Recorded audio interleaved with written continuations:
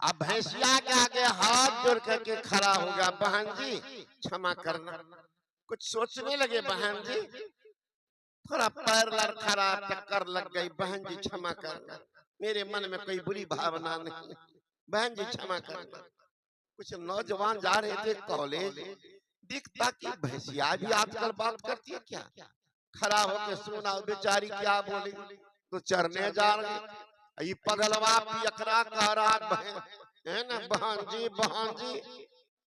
वो नौजवान आया, एक दो घुस्सा दिया, अरे पागल, ये बेचारी जा रहे तो घेर करके तुम बहन बोल रहे हो, भैंस को बहन बोलते हो? ओ भैंस है, नहीं सोचता तुमको भैंस आंख नहीं है। फिर चला, वो तो दे दिया था फुल डोज, झूमते चला जा रहा, उधर से एक मोटी तगड़ी औरत आ रही थी, फिर जाके टकरा, कहने लगा इन नगर के लोग सब पागल, बताओ मेरे टहलने का समय है तो सब भैंसिया को खोल दिए, बार बार भैंसिया से टकरा, तो क्या बोलेगा नहीं, वो सबास है। जो संत होते हैं वो तोल करके बोलते हैं, जैसे तैसे नहीं बोलते हैं, जो बोलेंगे है ना। रहमन जिभ्या बाबरी कहीं कर गए पाताल, अपना तो भीतर गए जूता खत कपार। कपार कुछ कहा आज तक सुने हैं, पीठ कुछ बोला है, जूता लाठी कहाँ चलता, कपारे पीठे। कहने वाली कितनी चालाक है वह जिभ्या, 3 फाटक आयरन गेट के भीतर बैठी हुई, कपार पर जूता लग जाता। रहीमा ने जिभ्या बाबरी कहीं कर गए पाताल, अपना तो भीतर गए जूता खाता। एक जिभ्या के कारण एक महारानी द्रौपदी महाराज एक शब्द बोली है, अंधा का बेटा अंधा। क्या दुर्दशा हुई, दिल्ली के चौक बाजार में बड़ी सभा लगी थी,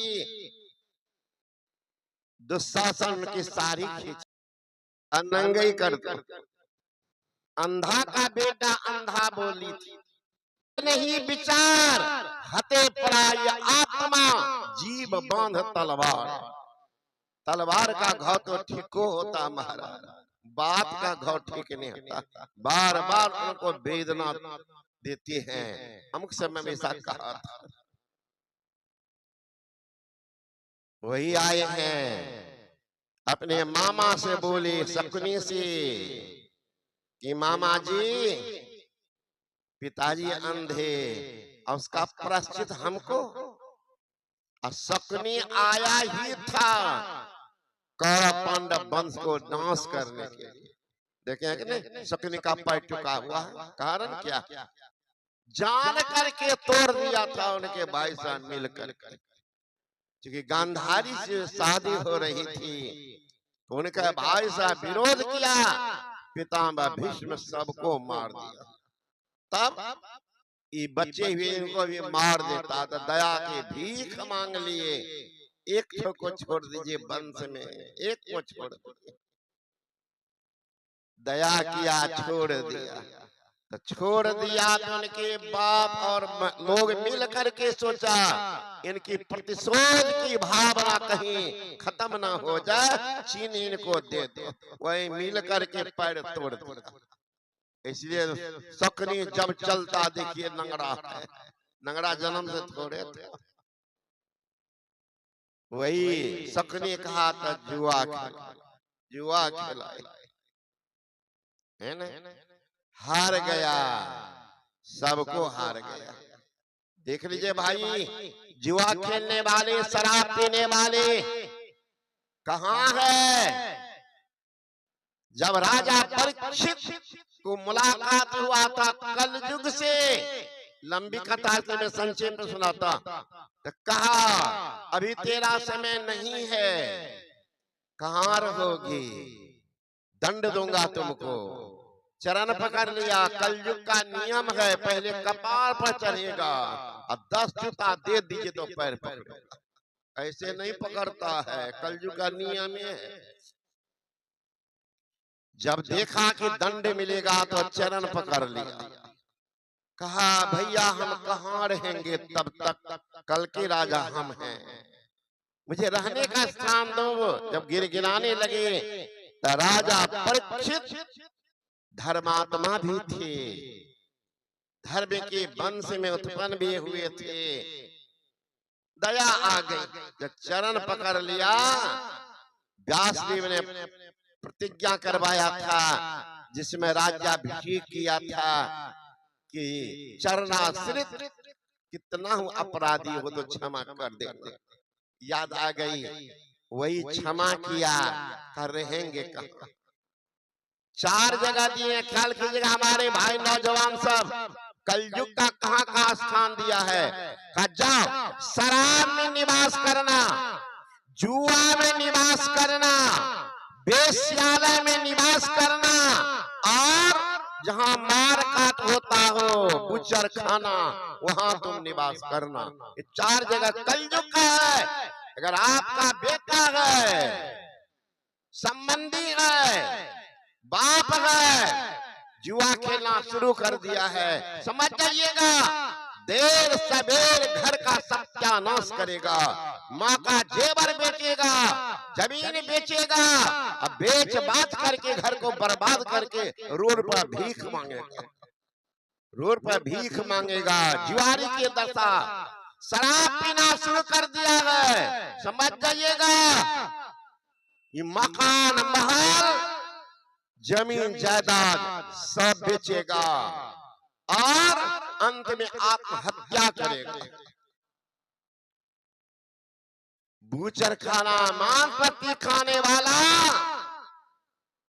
आतताई ही बनता है, उनका खून अपवित्र हो जाता है, जिसके कारण अपवित्र काम करता रहेगा, है ना?